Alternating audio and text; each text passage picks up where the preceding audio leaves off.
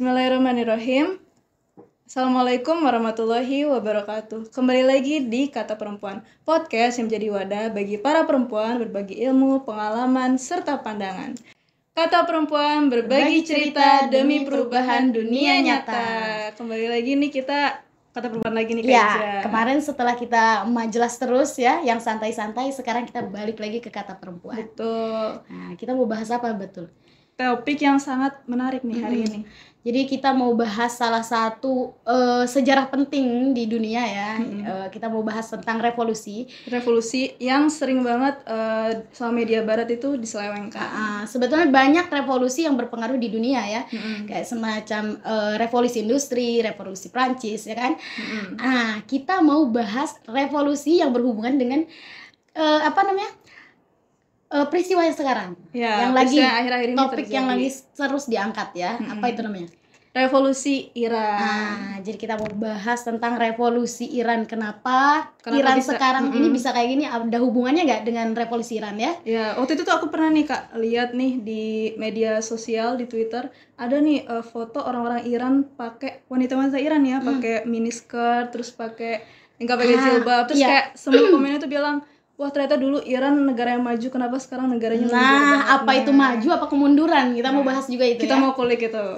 Nanti tampilin nih editor tampilin sini. Ya. Nah, untuk membahas ini kita harus punya narasumber yang tepat dong. Betul. Kita kedatangan siapa nih? Guru kita dong. Guru besar. Ya, guru kita Ustadz Abdullah Assegaf. Assalamualaikum Ustadz. Assalamualaikum warahmatullahi wabarakatuh. Masya Allah. Ya. Sehat ya Ustadz ya? Alhamdulillah. Terima kasih Ustadz hadir ya di podcast kecil kita. Wajib. Terima kasih. Kita mau belajar nih sama Ustadz nih tentang revolusi Iran. Pertama yang kita harus tahu, apa pemicu dari revolusi Iran itu? Iya. Ya, bismillahirrahmanirrahim. Mungkin tidak ada salahnya sebelum kita cerita tentang revolusi Islam di tahun 79 ya. Imam Khomeini kita mundur dulu ke belakang ya, secara singkat terkait dengan dulu kan namanya Persia ini. Ya, Persia ini dia memiliki budaya yang sangat tua sekali. Pada masa dinasti Qajar, itu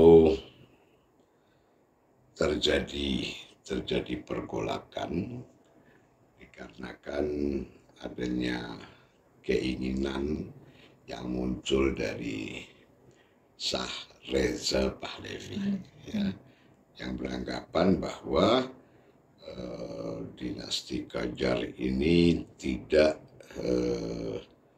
sejalan dengan semangat modernisasi ya, dengan semangat sekuler, sangat tradisional dan sebagainya. Maka kemudian Reza Pahlavi itu menggulingkan dinasti Qajar, mengambil kekuasaan dan menegakkan dinasti baru yaitu dinasti Pahlavi. Ya. Nah, dinasti pada masa itu tahun 25-an. Ya, 1925. Shah Reza Pahlavi itu mendorong Iran pembangunan rel kereta dan sebagainya ya, dalam aspek pendidikan dia cenderung membangun dengan pola sekuler ya, pendidikan, kemudian mengecilkan peran ulama ya, melarang orang menggunakan pakaian tradisional ya, kemudian pakaian Islam itu juga dilarang, khususnya wanita, jilbab apa pada masa itu tidak dibenarkan. Nah, sampai pada Perang Dunia II tahun 41, Inggris dan Rusia menguasai Iran. Nah, namanya sudah Iran nih. Jadi yang merubah dari Persia ke Persia ke Iran itu adalah Reza Pahlavi. Pendiri Pahlavinya Ya, itu. Nah, perubahan nama negara itu dari Persia ke Iran adalah pada Reza Pahlavi yang merubahnya. Ya, Perang Dunia Kedua dikarenakan Inggris, Rusia khawatir dengan kedekatannya Reza Pahlavi dengan Nazi, Jerman. ya, maka Iran itu kemudian dikuasai oleh Rusia dan Inggris pada masa itu. Nah, tahun 41 Reza Pahlavi diturunkan paksa dan kemudian dibuang, diasingkan ke Afrika Selatan. Ya. Naiklah kemudian anaknya, anaknya Muhammad Reza Pahlavi sebagai raja pada saat itu. Tetapi memang perannya Muhammad Reza Pahlavi sebagai raja, ya dia raja boneka ya. Ya, dia adalah dinasti yang memang sudah dikalahkan, ayahnya juga sudah dibuang, ya, dan kemudian dia yang diangkat siapa, atas persetujuan siapa? Ya persetujuan Rusia, Inggris, Amerika masuk ke situ. Iyalah pasti. Nah, inilah yang menjadikan dia sejak awal duduk itu adalah bonekanya Barat, Reza Pahlavi ini. Nah, di Iran itu ada dalam sistem pemerintahannya itu ada raja yang secara konstitusional itu memang ditetapkan, ya, tapi juga ada Perdana Menteri, kekuasaan eksekutif, yaitu Perdana Menteri. Dari mulai masa Shah Iran itu pengaruh Barat itu semakin kuat, semakin kuat, semakin kuat. Di sini Amerika ya, itu semakin kuat, semakin kuat. Nah, sampai kemudian di tahun 51 naiklah Mossadegh sebagai Perdana Menteri. Begitu Mossadegh itu duduk sebagai Perdana Menteri, maka dia menasionalisasi minyak dan sebagainya. Yang sebelumnya dikuasai oleh Inggris sebelumnya itu. Nah, sehingga dengan hal itu kemudian Amerika, Inggris itu menggulingkan Mossadegh. Nah, dengan jatuhnya Mossadegh, maka kekuasaan Shah itu menjadi semakin kuat di Iran. Sehingga perjalanan dari sejak jatuhnya Mossadegh, ya, pengaruhnya Amerika itu betul-betul dominan. Boleh dikatakan bahwa Iran itu bukan mitranya Amerika lagi, tetapi hampir semua kebijakan Iran itu tidak mungkin lepas daripada kontrolnya Amerika. Nah, sampai kemudian terjadilah tahun 63. Ya, pemerintah Shah Iran mengeluarkan aturan yang dikenal dengan reformasi putih. Ya. Nah, reformasi putih ini dianggap merugikan Islam,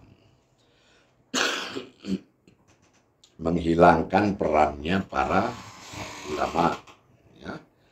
Nah, sampai para ulama pun menentang, termasuk adalah Imam Khomeini. Nah, tahun 63 Imam Khomeini itu naik ke atas mimbar berpidato dengan pidato yang keras menentang ya kebijakan Shah, ya, reformasi putih itu. Yang itu mengakibatkan Imam Khomeini ditangkap ditangkap, dimasukkan penjara dalam 10 bulan. Ya, ditangkap, dipenjarakan. Nah, setelah imam itu ditangkap, dipenjarakan, ini yang membuat marah Rakyat Iran ya. rakyat Iran, termasuk para ulama. Para ulama.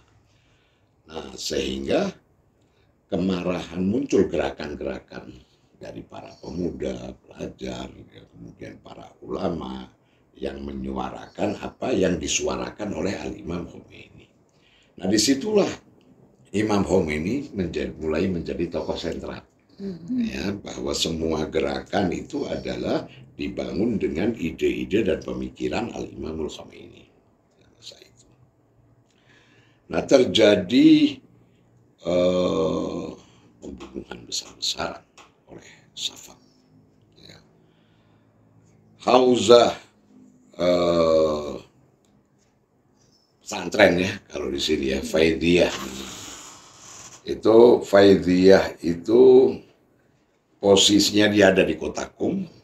Ya, dia boleh dikatakan hauzah yang sangat tua di sana dan sangat masyhur. Dia mencetak sekian banyak ulama besar dari hauzah tersebut. Posisi dia persis berdampingan, bersebelahan dengan makamnya Sayyidah Fatimah Maksumah. Hauzah ini ya di kota Qum.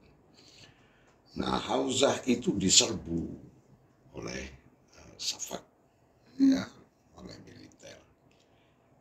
Diserbu atas perintahnya Syah. Para pelajar dibunuh. Ya, ulama dibawa ke atas dan kemudian dari atas dia dilemparkan ke bawah. Korban banyak sekali. Ya, ini bukan menyurutkan, tapi justru membuat kondisi semakin marah. Nah, karena tekanan dari para ulama dan rakyat, akhirnya Al-Imam Khomeini pun dikeluarkan dari penjara, dibebaskan. Oh, dikeluarkan. Dibebaskan, belum diasingkan itu, dibebaskan. Tahun 64, Shah Iran mengeluarkan kebijakan baru, ya, kekebalan hukum untuk warga Amerika. Artinya adalah kalau ada warga Amerika yang melakukan tindak kriminal, tindak kejahatan di Iran, itu tidak boleh diadili oleh pengadilan Iran. Itu harus diadili oleh pengadilan Amerika. Nah, ini yang kemudian membuat Imam Khomeini naik lagi ke mimbar. Dia menyampaikan khutbah yang keras, menyatakan bahwa ini adalah sebuah penghinaan bagi bangsa Iran, bahwa rakyat Iran ini telah dijual oleh Shah dan sebagainya. Nah, pemerintahan Shah sendiri itu sudah belajar dari peristiwa 1963 saat mereka menangkap Imam Khomeini dan memenjarakannya, muncul gerakan penentangan. Maka mereka tidak melakukan hal yang sama. Imam Khomeini 1964 itu tetap ditangkap, tapi tidak dipenjarakan. Dia diasingkan ke Turki. Diasingkan ke Turki. Nah, kemudian dari Bazargan pada masa itu, dari intelijen Iran, ya, pada masa itu dia mulai membangun komunikasi dengan para ulama, pendekatan dengan para tokoh, para ulama dan sebagainya untuk mereka bisa meredam. Ya tentunya ada yang dibayar, ada yang ditakut-takuti dan sebagainya lah polanya. Saya rasa hampir semua tempat sama seperti itu. Nah, dibuangnya Imam Khomeini itu dari Turki, kemudian dari Turki ke Irak, ya, Irak kemudian karena faktor tekanan politik kemudian ke Perancis, itu tidak menjadikan beliau berhenti menyuarakan perlawanan terhadap kezaliman yang dilakukan oleh Shah. Nah, apa yang menjadi alasan itu ya? Kenapa Imam Khomeini melakukan itu. Imam Khomeini sendiri mengatakan bahwa hal yang dia lakukan itu semata-mata adalah taklif. Ketika dia merasa bahwa taklif kepada diri dia saat dia melihat kezaliman yang dilakukan oleh Syah itu mampu dia melakukannya meskipun itu berisiko terhadap diri dia, maka dia melaksanakan. Ini adalah sebuah kewajiban agama. Intinya adalah itu yang menjadi alasan. Karena kalau kita mau berbicara Islam,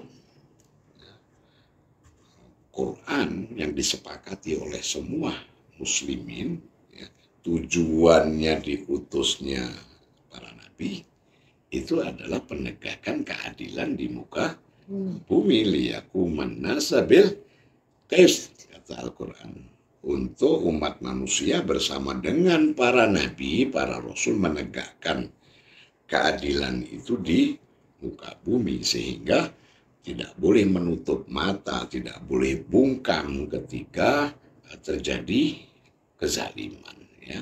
Mereka harus berpihak terhadap keadilan dan menentang kezaliman. Nah, ini yang menjadi alasan dasar Imam Khomeini yang kebetulan itu muncul dari seorang ulama. Beliau mujtahid, beliau adalah seorang faqih, seorang marja, dan orang menghormati beliau sebagai ulama dan juga orang menghormati dan memuliakan beliau sebagai pembela al-haq, ya, pembela kelompok yang mustad'afin, kelompok yang dilemahkan. Nah, maka muncul gerakan terus-menerus yang mendukung pemikiran serta ide-ide Al-Imam Khomeini sehingga sampai terjadilah revolusi Islam Iran. Ya. Itu apa namanya? Ini kan perlu orang satu pandangan kan. Kalau mau membuat gerakan besar seperti itu, harus dia satu pandangan kan. Imam berarti kan harus punya orang-orang yang punya satu pandangan.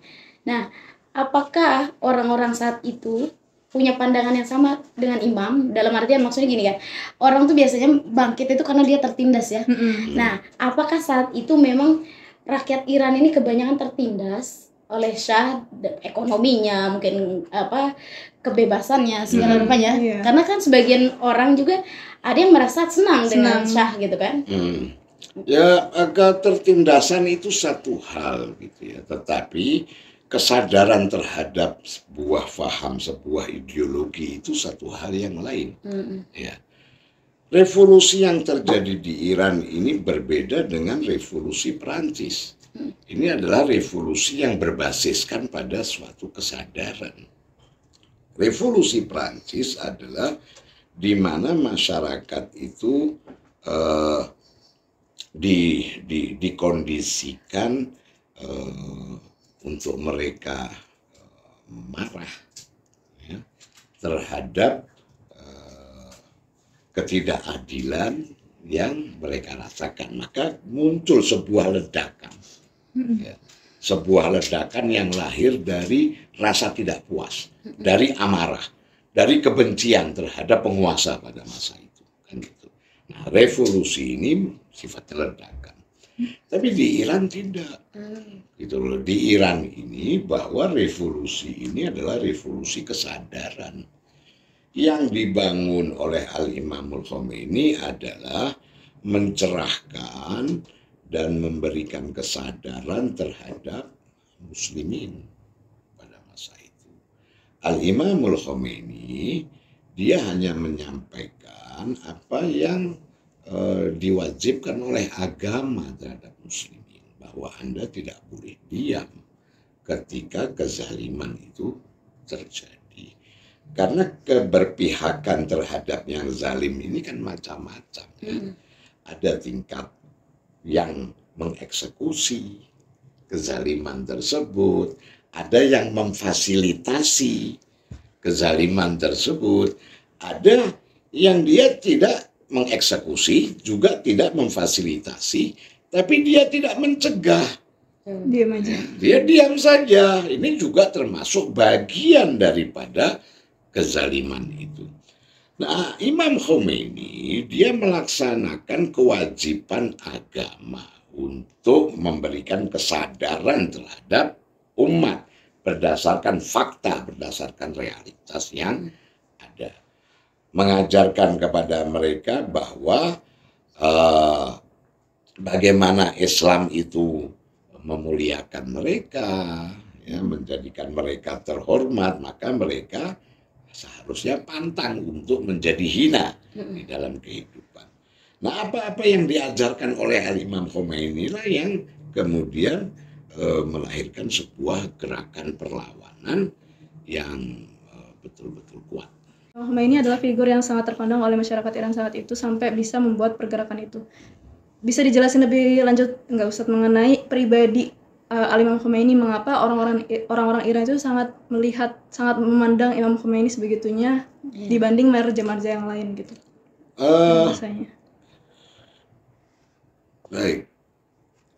Beliau adalah salah satu dari sekian banyak ulama yang ada. Beliau adalah seseorang yang sudah mencapai makom mujtahid.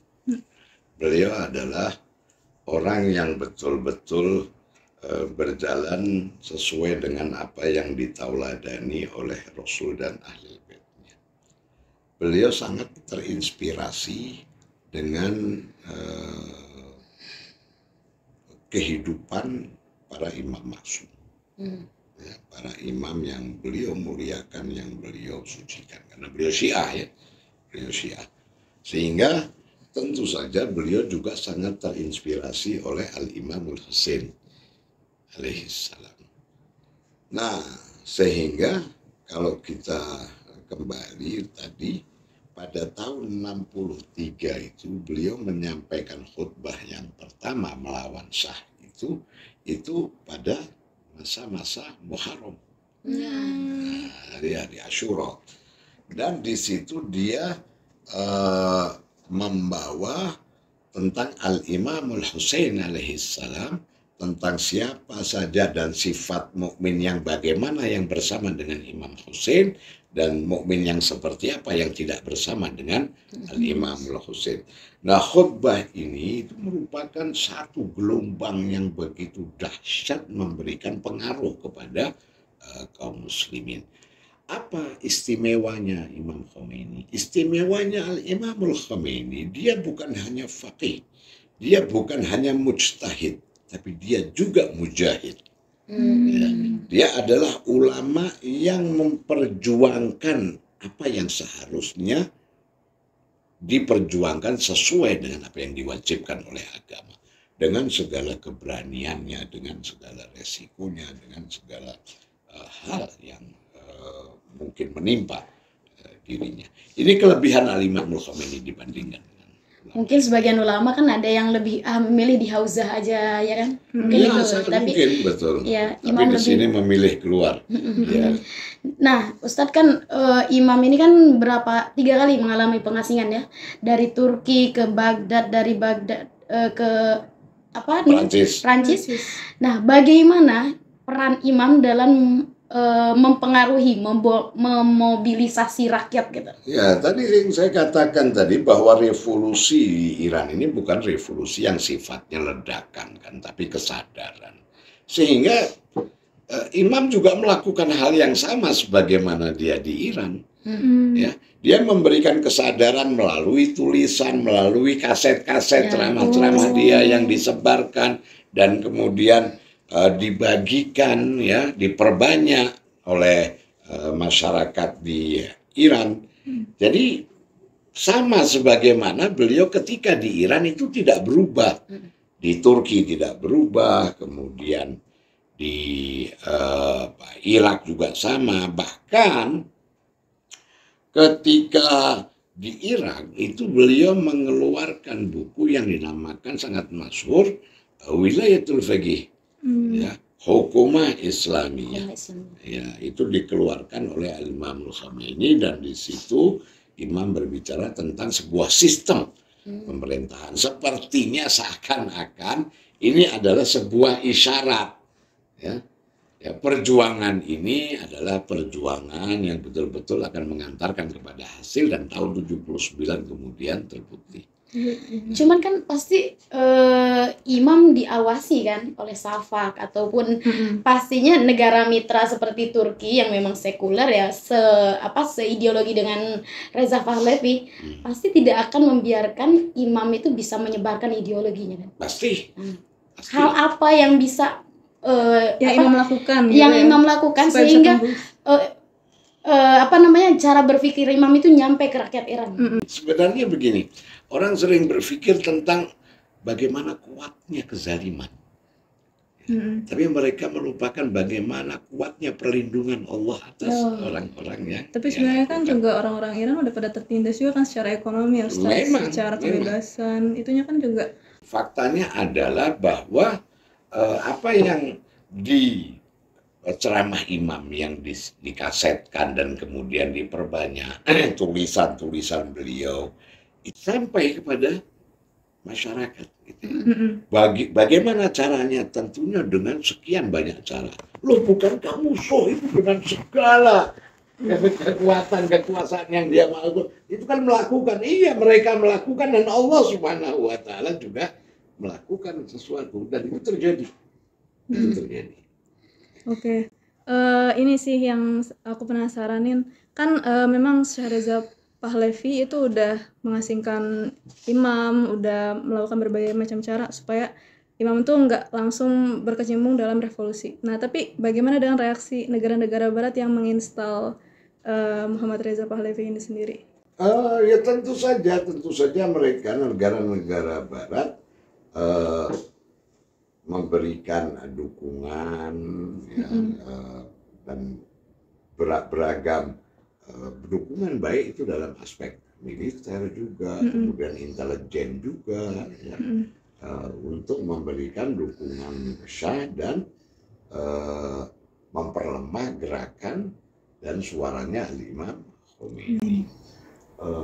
Tetapi kekuatan tekad seseorang dan kebenaran itu sendiri adalah sesuatu yang ternyata lebih besar, lebih kuat daripada seluruh upaya licik untuk menghentikannya. Ya. Cahaya ini bagaimanapun dia ditutupi, selalu ada celah yang menjadikan cahaya itu bisa menembus. Sementara yang menyambut adalah fitrah manusia, di mana semua manusia tanpa kecuali itu sebenarnya menolak kezaliman, ya. Menganggap bahwa tindakan yang zalim itu adalah sebuah hal yang hina, buruk.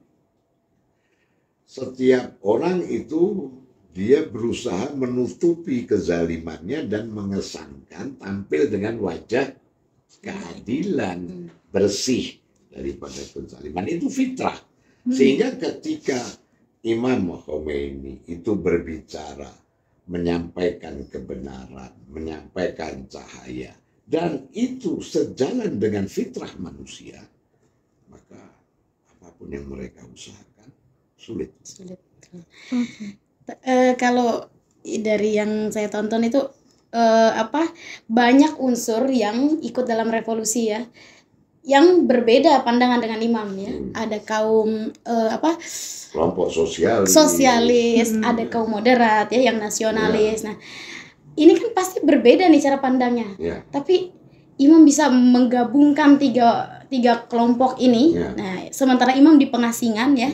Apakah ada imam yang membantu wakil-wakil imam di Iran gitu, yang dia buat jaringan terus menyatukan tiga kekuatan ini gitu? Gimana Ustadz Said itu? Ya, pembentukan ini ya, ketika setiap orang memiliki kepentingan, ya. Sah itu, kalau kita umpamakan sah itu musuhnya itu ada macam-macam gitu loh.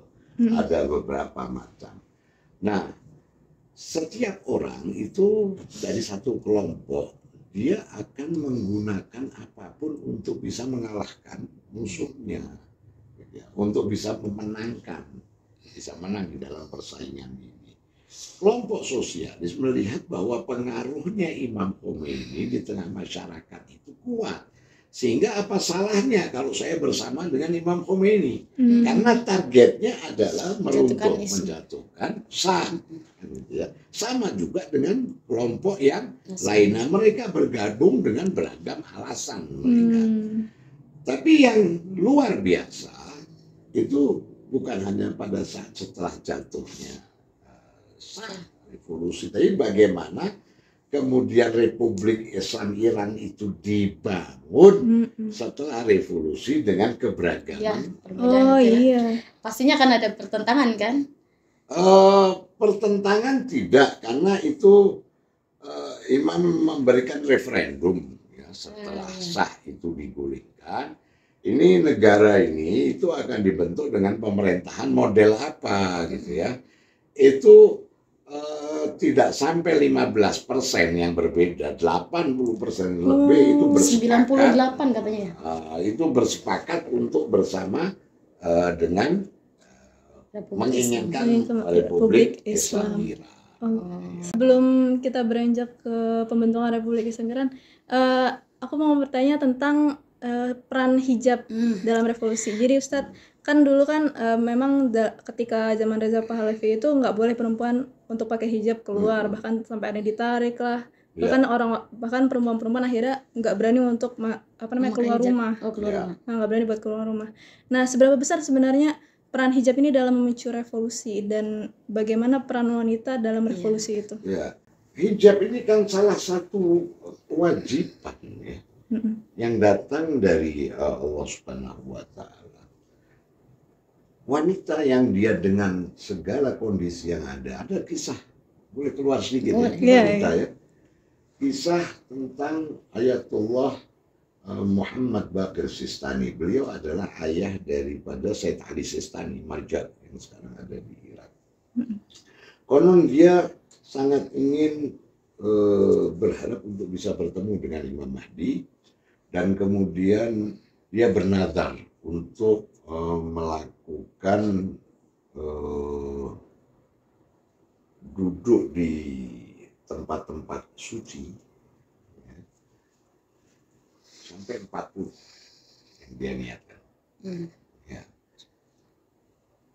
Mulai dari Makkah, Madinah, di Najaf sendiri, terus ya berjalan.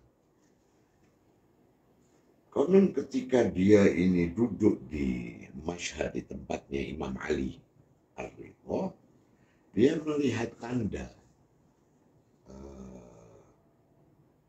isyarat untuk dia bisa bertemu dengan Imam Mahdi. Ketika dia mengikuti isyarat itu, entah melalui orang atau bagaimana detailnya saya juga tidak jelas. Ketika dia mengikuti isyarat itu, dia diantarkan ke satu rumah yang sangat sederhana. Ada anak kecil yang mempersilahkan dia masuk, dia pun masuk. Di situ ada jenazah perempuan yang meninggal, dan di situ ada Imam sama, Imam Mahdi. Kemudian Imam Mahdi berkata kepada Said Muhammad Baqir Sistani, untuk apa anda ini susah payah keliling ya, dari satu masjid ke masjid yang lain, dari satu haram ke haram yang lain, dengan tujuan untuk bertemu dengan saya. Lakukan seperti mukminah ini.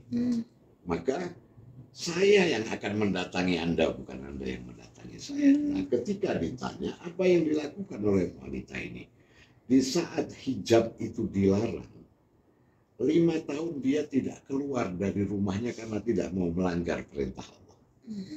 Gitu.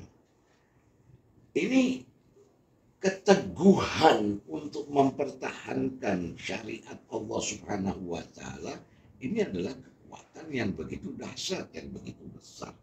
Kita tahu bahwa pada masa itu wanita yang dia mengenakan hijab itu dianggap ekstrim, ya, dikriminalkan dan sebagainya dan sebagainya.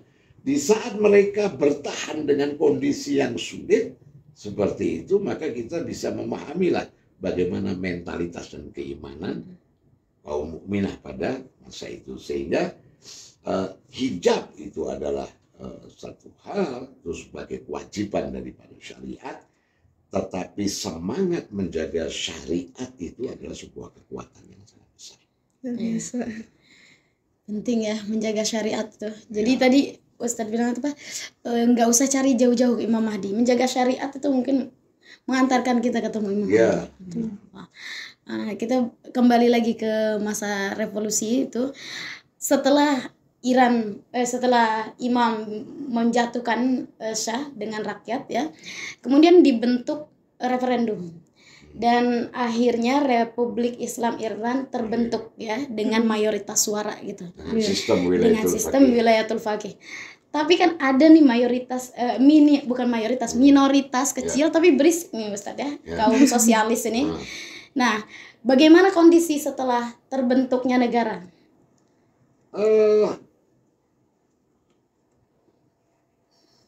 Tahun 79 setelah kemenangan revolusi terjadi, apa yang pertama kali dilakukan oleh Imam Khomeini? Pertama, beliau membangun dua hal. Tahun 79, di tahun yang sama, itu Pasdaran dibentuk. Ya, jadi tentara penjaga revolusi. Itu yang dibentuk oleh Imam Khomeini. Kemudian selanjutnya beliau membentuk semacam, harus saya lupa namanya, bukan Bunyat Syahid, bukan. Ala kulihan, jadi satu badan semacam Baitul Mal, di mana kekuatan ekonomi itu ada di lembaga tersebut. Nah, dua hal ini yang dibangun oleh Al-Imam Khomeini untuk melindungi revolusi. Ya. Pemerintahan itu satu hal yang lain. Ya. Revolusi yang harus dilindungi itu satu hal, pemerintah itu satu hal yang lain. Nah, di pemerintahan itu sendiri dilakukan pemilihan, sebagaimana biasanya terjadi persaingan secara wajar dan naiklah Bani Sadr. Di mana Bani Sadr itu cenderung sebagai sosialis cara berpikirnya. Kalau mau dikatakan apakah Imam Khomeini mendukung, Imam Khomeini saat itu sebagai pribadi tidak mendukung, tapi sistem pemilihan yang dilakukan secara adil itu berjalan dan Bani Sadr itu naik. Nah, pada masa proses kekuasaan Bani Sadr sebagai presiden ya pada masa itu, maka dia berusaha untuk memperkecil perannya para ulama. Dia menganggap bahwa ulama ini bisa mengganggu pemerintahan. Sampai pada akhirnya 6 bulan kalau tidak salah, ya, 1 tahun lebih, itu Bani Sadr pun digulingkan. Dan naiklah Ali Rajai syahid setelah Bani Sadr. Ya, jadi membangun revolusi, menjaga revolusi itu satu hal. Menjalankan pemerintah sesuai dengan semangat revolusi itu satu hal yang lain. Oh, berarti info bahwa imam tidak melibatkan kaum sosialis itu berarti salah ya? Nggak ada batasan itu. Nggak ada. Di Iran itu yang sekarang ada di parlemen itu bermacam-macam orang. Itu semua kalau pemerintahan itu berdasarkan apa yang dipilih oleh rakyat. Ya, artinya tetap dilibatkan ketika pembentukan wilayatul faqih dan pemerintahannya ya. Okay.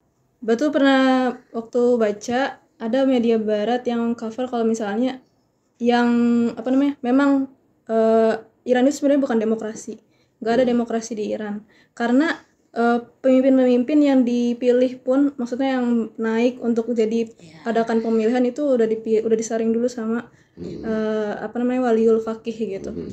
Nah, bagaimana Ya, dalam hal itu? ya, Iran disepakati oleh masyarakat, dan referendum sendiri itu kan bagian daripada sebuah sistem demokrasi sebetulnya. Ya kan? Diserahkan kepada masyarakat ingin memilih pemerintahan yang seperti apa. Nah, masyarakat dia memilih pemerintahan dalam bentuk pemerintahan agama. Ya, pemerintah Republik Islam Iran. Asasnya adalah basisnya Islam, tetapi dia dalam bentuk sebuah republik, pemerintahan tersebut bukan monarki, ya. Nah, sehingga apakah Iran itu murni teokrasi? Karena gini, kalau kita berbicara demokrasi itu apa sih? Demokrasi itu adalah di saat semua keputusan dikembalikan kepada rakyat. Ini demokrasi. Ya. Sementara kalau kita lawannya apa? Tidak dikembalikan kepada rakyat. Itu otoriter kan namanya. Oke. Kita tanya, agama itu otoriter apa demokrasi? Agama itu otoriter. Ya. Karena orang tidak punya hak untuk membuat undang-undang. Iya, benar. Ya, semuanya itu berdasarkan aturan dari Tuhan. Iya. Nah, sehingga dia otoriter. Nah, Iran ingin mengambil jalan tengah dalam hal ini. Maka Iran dia bukan teokrasi murni juga. Dia teodemokrasi. Kalau saya menganggapnya seperti itu. Pencampuran antara teokrasi dan demokrasi. Nah, artinya begini, bahwa undang-undang itu dibuat tetapi tidak boleh berseberangan, berlawanan dengan agama. Jangan sampai yang haram dihalalkan, yang halal diharamkan gitu. Tapi agama itu dijadikan dasar untuk membuat undang-undang berdasarkan pandangan legislatif. Nah, di sini. Nah, ini teodemokrasi. Apakah dia demokrasi murni? Enggak. Iran itu memang tidak gitu loh. Apakah dia otoriter murni? Tidak juga. Iran itu tidak otoriter murni gitu loh. Tetapi yang pasti Iran tidak menganut demokrasi bebas seperti Amerika. Yang pasti adalah gitu. Sehingga ada demokrasi di sana, tapi juga ada. Nah, banyak juga nih Ustadz orang-orang nih yang membingungkan antara supreme leader dengan presiden. Jadi skop kepemimpinannya itu kan Waliul Faqih itu punya skop kepemimpinan dalam lebih kebijakan kebijakan luar negeri, militer, itunya tuh lebih kayak lalu apa peran presiden gitu? Itu dia mengatur birokrasi pemerintahan. Birokrasi gitu. aja. Sementara rahbar itu adalah dia menjadi pelindung negara. Makanya saya katakan tadi kan bahwa ada ideologi, semangat revolusi yang harus dijaga, dan ada pemerintahan. Dua hal gitu loh. Nah, pemerintahan ini kalau diisi sama non muslim itu, kalau memang itu dipilih ya silahkan saja, mau sosialis mau silakan gitu loh. Tapi kalau sudah berbicara penjaga revolusi, penjaga negara, ini dia harus seorang faqih karena sistemnya adalah wilayatul faqih gitu ya. Nah, pemerintahan ini bisa berganti kapan saja, bisa diturunkan dan sebagainya, tapi seorang faqih tidak bisa diturunkan begitu saja. Nah, ini yang mungkin dianggap menjadi otoriter itu adalah seperti ini. Padahal seorang pemimpin yang supreme leader ini juga dipilih kan antara ulama, ya kan? Dipilih berdasarkan ya itu Majelis Kobregon yang memilihnya. Jadi itu demokrasi juga, Ustaz? Iya, tapi semi-semi lah. Semi enggak. Kita mau katakan demokrasi murni juga tidak. Tapi tidak menolak demokrasi di dalamnya. Tadi cerita tentang peranan perempuan ya. Di masa Shah Pahlavi kan ada reformasi putih, salah satunya adalah kebebasan perempuan dalam masuk ke politik atau apapun, termasuk pakaian. Nah, setelah terjadinya Republik Islam Iran, bagaimana perempuan? Ada suarakah di dalam pemerintahan atau pendidikan? Seperti apa perempuan saat itu? Bahkan menteri dan sebagainya pernah ada perempuan. Kalau orang kembali kepada masa itu, saat Imam Khomeini itu mengutus orang untuk bertemu dengan Gorbachev masa kejatuhan Soviet, ini sebuah utusan yang begitu penting. Delegasinya itu 3 delegasi, salah satunya adalah perempuan. Gitu. Jadi peran perempuan ya pada dasarnya ini negara Islam ya, di mana laki dan perempuan ini dia memiliki hak yang sama, tidak ada perbedaan. Ya kan framing Barat sekarang kan perempuan itu tertindas, nggak punya ini juga, tidak ada hak. Ya padahal hak bersuara. Semacam apa namanya, Saudi Arabia itu nyetir baru sekarang perempuannya. Padahal Iran dari zaman dulu sudah ada. Ya Ustaz. Nah, jadi peranan perempuan itu justru ada ya dari mulai ketika revolusi, setelah revolusi juga semakin besar ya.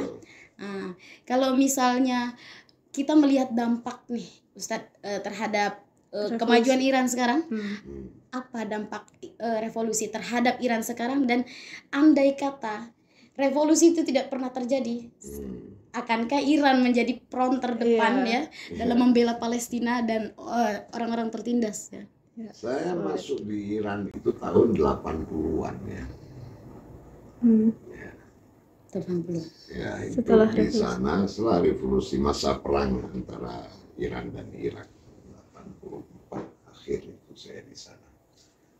Nah, Iran itu nggak ada apa-apa pada masa itu. Boleh dikatakan bahkan kalau kita pergi belanja baju apa itu untuk dapat plastik resek itu sulit, dibungkus pakai kertas gitu aja. Barang sangat terbatas sekali di Iran pada masa itu.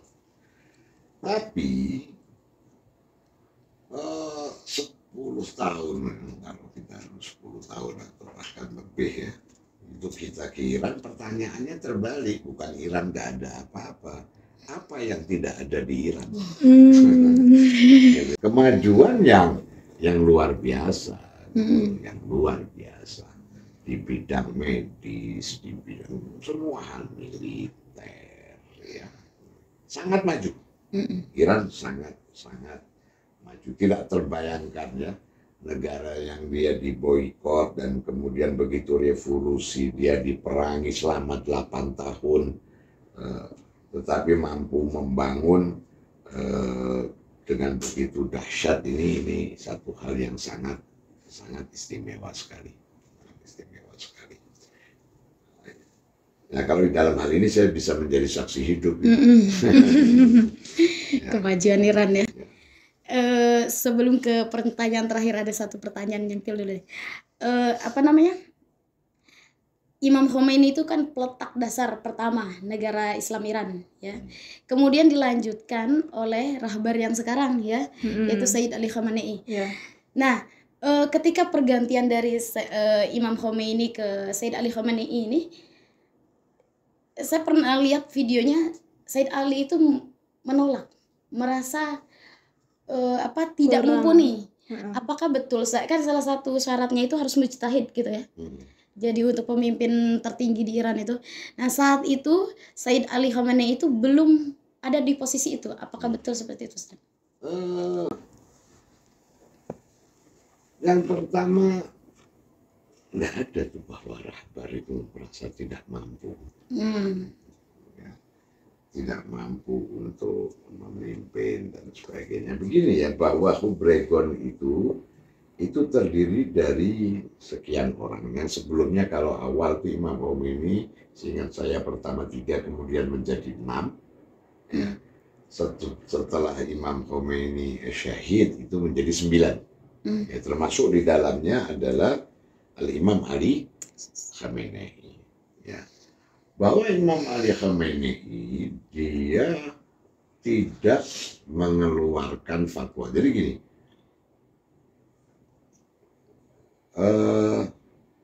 ketika kita berbicara mukallaf, ya, itu ada orang yang dia terkena kewajiban taklif, para awam lah. Ya. Dimana untuk mengamalkan segala sesuatu dia harus bertaklif kepada mujtahid. Ada orang yang dia ini pada posisi muhtab, belum mencapai mustahid sehingga dia tidak bisa Mengeluarkan fatwa. berfatwa. Ada sampai kepada derajat mustahid. Apakah setiap mustahid itu harus mengeluarkan fatwa? Apakah wajib? Tidak. Dia beramal dengan pandangan dia sendiri. Tapi tidak harus dia berfatwa kepada orang lain. Nah, Al-Imam Ali Khamenei makom dia berdasarkan pengakuan para mujtahidin, dia ada pada makom mujtahid, tetapi dia tidak mengeluarkan risalah amaliyah. Dia tidak berfatwa untuk orang lain, istilahnya begitu. Nah, sampai kemudian didoronglah beliau untuk mulai mengeluarkan risalah amaliyah. Sampai sekarang pun bahkan dalam bentuk risalah amaliyah beliau tidak keluarkan, bentuknya istiftahat. Apa itu? Istiftahat itu ketika orang bertanya tentang hukum beliau menjawab. Beliau menjawab. Ya, nah ini adalah bagian daripada ketawadhuan. Kita tahu bahwa pada masa Imam Khomeini, Sayyid Abdul Qasim Al-Khu'i, kemudian Sayyid Mar'ashi, kemudian Sayyid Qulpegani, ya, 4 marojih, itu ada sekian banyak mujtahid yang ada. Tetapi kalau orang berbicara siapa marja yang ada, yang kembali pada 4 ini. Kenapa? Karena para mujtahid itu mereka tidak, mereka mujtahid boleh berfatwa, tetapi dikarenakan mungkin alasan memuliakan yang 4 ini atau merasa sudah cukup dengan 4 ini, mereka tidak berfatwa. Nah, setelah syahidnya Imam Ayatullah Qulpegani, apakah Syiah kemudian kehabisan mustahid? Enggak, bermunculan karena mustahid itu banyak. Mustahid itu banyak. Kurang lebih seperti itulah kira-kira. Oke. Langsung pertanyaan terakhir aja ya. Langsung. Ya, kasih pertanyaan. Enggak sih, udah nggak relevan. Okay. Sekarang ya karena sudah dirangkum tadi ya sama Ustadz, banyak ini yang sudah ini. Nah, sekarang kita mau mengambil pelajaran Ustadz ya. Berkaca dari kejadian revolusi Iran, kemudian efeknya sekarang ya, Iran itu tangguh ya. Dia berdikari, disegani. Walaupun dia embargo, tapi tetap berjuang dan akhirnya semua orang bisa melihat. Ya. Nah, kita sebagai masyarakat Indonesia nih, pelajaran apa yang bisa kita ambil dan kita bisa terapkan nih dalam kehidupan sehari-hari agar bisa mempunyai perubahan juga, maupun bagi pemerintah juga. Ya, mudah-mudahan ditonton. Sebagai mukmin, orang yang percaya bahwa Allah Subhanahu wa Ta'ala penguasa atas segala sesuatu, Dia adalah Malik, bahwa Allah Subhanahu wa Ta'ala adalah Rahman, Rahim. Allah Subhanahu wa Ta'ala adalah Zat yang maha tahu, ilmunya meliputi segala sesuatu. Dia maha kaya, dia maha berkuasa dan maha segala-galanya. Maka sudah sepatutnya di dalam seluruh perjalanan kehidupan ini, itu mereka selalu dimulai dari Tuhan dan tujuannya kembali kepada Tuhan. Keimanan itu tidak boleh berhenti hanya pada batasan konsep semata, kesadaran pikiran semata, tetapi di dalam menjalani realitas kehidupan ini, Tuhan tidak ada bersama dengan kita. Allah mengatakan, intan surullahu yang surkum wa yuthabbit aqdamakum, bahwa kalau kalian menolong Allah, maka niscaya Allah menolong kalian dan meneguhkan kaki pijakan kalian ini. Yang diartikan menolong Allah itu bagaimana? Yang diartikan menolong Allah adalah meneguhkan dan mengukuhkan agama tauhid, ya. Nilai-nilai ilahiyah, nilai-nilai ketuhanan di dalam kehidupan manusia. Ini yang diartikan dengan menolong Allah. Nah, manusia untuk mereka mempertahankan nilai-nilai ilahiyah ini memerlukan sekian banyak sarana. Karena dia akan dihadapkan pada sekian banyak musuh yang mencoba untuk menghalangi dia. Sejak awal, iblis itu mengatakan dia akan menyesatkan seluruh umat manusia. Itu sejak awal. Jadi perang antara kebenaran dan kebatilan itu tidak akan berakhir. Ya. Nah, sementara manusia dicipta ini, dia berkebutuhan, dia selalu merasa kurang. Dia ini tidak, yang dia miliki itu jauh lebih sedikit dibandingkan dengan apa yang dia tidak miliki. Nah, pertanyaannya adalah, lantas bagaimana untuk memenuhi sesuatu di mana untuk bisa tercapai, saya memerlukan sekian banyak hal yang saya belum punya hal tersebut. Ya. Ibarat kata, untuk berhasil saya punya 10 syarat. Di sini saya hanya punya 3 syarat. 7 syarat yang lain saya tidak memilikinya. Lantas bagaimana? Agama mengajarkan kepada kita, fokuslah Anda dengan apa yang telah Anda dapatkan. Berbuatlah, bertindaklah dengan memelihara secara serius, fokus, bersungguh-sungguh, menggunakan 3 hal yang kalian miliki. Tentang apa yang kalian tidak memilikinya, Allah yang akan menolong kalian. Ini menjadi sebuah konteks akidah, sehingga tidak ada rasa bentuk keputusasaan bagi seorang mukmin yang terinspirasi dengan nilai-nilai ketuhanan di dalam perjuangannya. Dunia sekarang ini menyaksikan Iran yang diboikot sedemikian rupa. Siapa yang kemudian mereka bisa percaya bahwa ternyata Iran itu mampu menghadapi Amerika dan Israel dan memenangkan secara telak pada pertempuran yang kemarin. Ini adalah satu hal yang betul-betul mengejutkan. Bukan 1 hari 2 hari Iran mendapatkan itu. Iran dia membangun selama 40 tahun lebih untuk bisa mencapai titik keberhasilan seperti ini. Ini perlu tekad, perlu tawakal, perlu kesabaran, perlu ketabahan, dan perlu keberanian. Dan itu dimiliki oleh para mukminin. Luar biasa. Dasarnya tadi paham dulu taklif kita ya, taklif bahwa itu adalah taklif agama. Kemudian kita gunakan apa yang kita punya, ya, fokus yang terhadap apa yang kita punya. Ya, berbuat itu dengan fokus yang kita punya. Nanti yang nggak punyanya biar Allah yang bantu. Itu Allah. Ya, alhamdulillah. Masya Allah, hari ini banyak banget yang kita ambil hari ini. Gak berasa sih ya. Gak berasa, udah sejam lebih nih. Udah serius ya? Serius ya? Iya. Oh, tapi gak berasa Ustadz. Itu tandanya berarti mengalir ya kita. Senang berarti. Alhamdulillah, syukuran Ustadz untuk kehadirannya ya. Dan sudah memuliakan ini podcast ini dengan kehadiran Ustadz. Mudah-mudahan Ustadz berkenan lagi hadir di sini nanti ya dengan topik lainnya. Iya. Ya. Pamit dulu dong. Pamit dulu kita. Oke, untuk pemirsa di rumah mungkin cukup sekian dari apa yang kita bahas hari ini. Semoga apa yang kita bahas hari ini dapat bermanfaat bagi kehidupan. Amin, amin.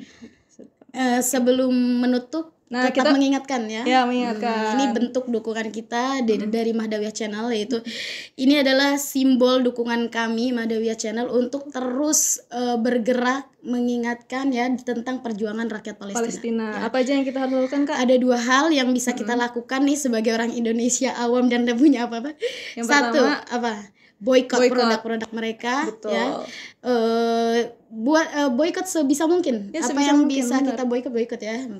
Yang kedua adalah perang media. Betul, share. Ya, share terus sebarkan informasi tentang perjuangan rakyat Palestina dan apa saja yang dilakukan oleh Zionis Israel ya. Iya, betul. Dan selain itu juga jangan lupa di like, comment, dan like, subscribe. comment, dan subscribe channel ini supaya mendukung topik-topik nanti yang akan kita bahas. Jangan lupa juga komen kalau misalnya mau kritik, saran boleh ya. Jangan SMS, jangan SMS, jangan WA. Langsung di komen di YouTube kita ya, biar naik dong YouTube-nya. Oke, terima kasih. Assalamualaikum warahmatullahi wabarakatuh.